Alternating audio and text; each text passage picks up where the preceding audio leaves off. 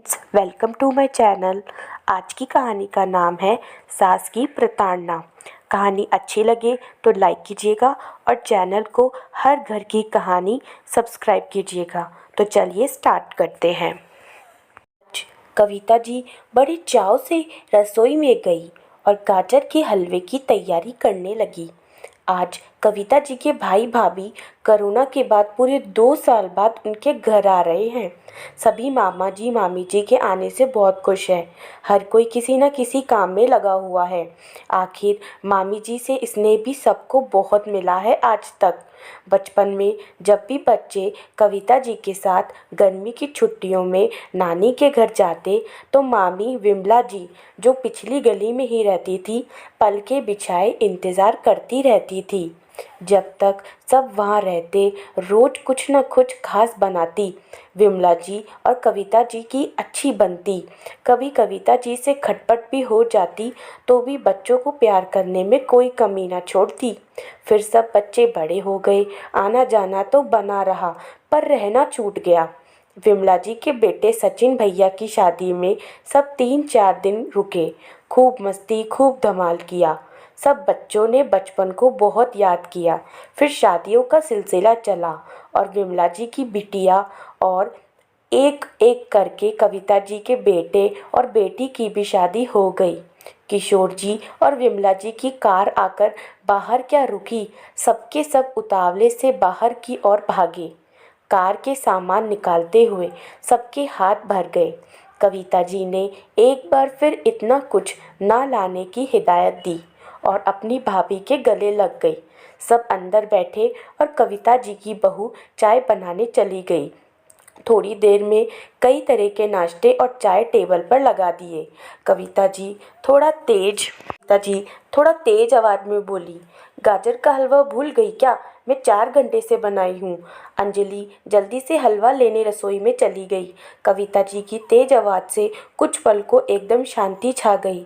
दरअसल कविता जी का स्वभाव थोड़ा अलग था। अपनी तारीफ करना और खुद को सबसे समझदार समझना, अपनी बात के आगे किसी की न सुनना और जो कह दिया वो मनवा कर ही मानना। काम में वो चुस्त थी, बात व्यवहार में कोई गुण नहीं था उनमें। कभी कभी इंसान के गुणों का गलत व्यवहार भारी पड़ जाता। बहू खाने की तैयारी करने लगी और कविता जी के पति बातों में मशगूल हो गए। खाने की मेज पर विमला जी बोल उठी, अरे इतनी तैयारी? बहू हम कोई बाहर वाले थोड़ी है, हम तो घर के ही हैं। इतनी तकलीफ क्यों की? अभी तो अंजलि के चेहरे पर मुस्कान आई भी नहीं थी कि कविता जी बोल उठी, पहले खाकर तो देखो भाभी, अच्छा बना भी है कि नहीं। 2 साल से मैं इसे सिखा रही हूँ पर अभी तक हमारे घर के स्वाद का नहीं बना पाती। विमला जी की पारखी आंखों से अंजलि की आंखों के भाव ना छिप सके।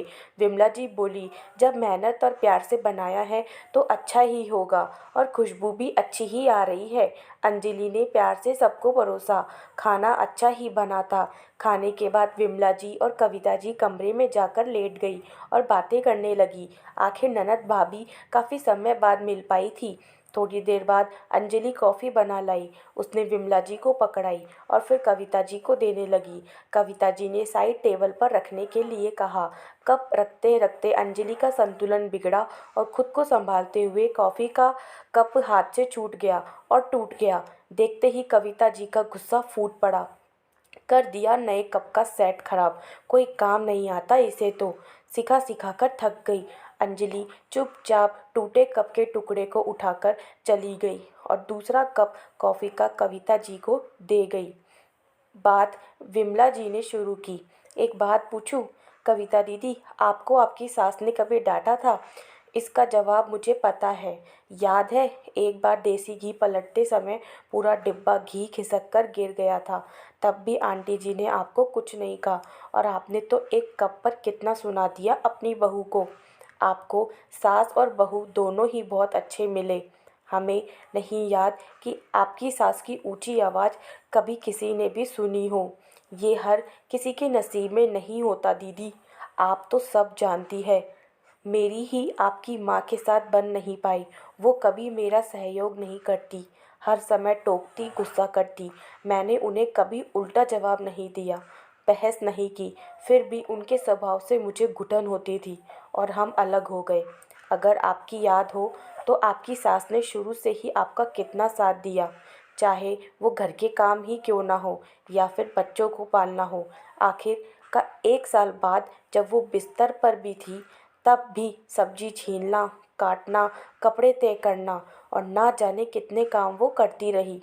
और आप अपने गुस्से वाले स्वभाव को भी जानती है, मायके और ससुराल में सब जानते हैं। आजकल के बच्चे कम सहनशील है दीदी। आप अपना बढ़िया कमाते हैं और अपने मन से रहते हैं और खर्चते हैं।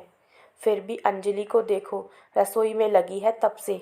आपको उल्टा जवाब अगर वो दे देती हमारे सामने तो सोचिए क्या इज्जत रहती। आपको सास और बहू दोनों अच्छे मिले, इस बात का फ़क्र कीजिए और कद्र कीजिए। अपने घर की खुशियों को अपने गुस्से की बलि मत चढ़ाइए। थोड़ा बदलाव लाने की कोशिश कीजिए। उस बच्ची को मजबूर मत कीजिए कि वो भी घुटन में रहने से इनकार कर दे। कविता जी को समझ तो आया, पर अभी अंजलि से माफ़ी मांगने की हिम्मत वो नहीं जुटा पाई। क्या कविता जी विमला जी के सुझाव को मानेगी, ये तो पता नहीं, पर हम सब कभी कभी अपने जीवन के बहुत प्यारे रिश्ते अपनी बेवकूफ़ी से खो देते हैं। बहुत खुशकिस्मत होते हैं वे लोग जिनके पास ऐसे शुभचिंतक होते हैं। तो दोस्तों, आपको हमारी ये कहानी आज की कैसी लगी, आप मुझे कमेंट करके ज़रूर बताइएगा। और अगर अभी तक आपने मेरे चैनल को सब्सक्राइब नहीं किया है तो हर घर की कहानी चैनल को सब्सक्राइब कीजिएगा। तो मिलते हैं नेक्स्ट स्टोरी में।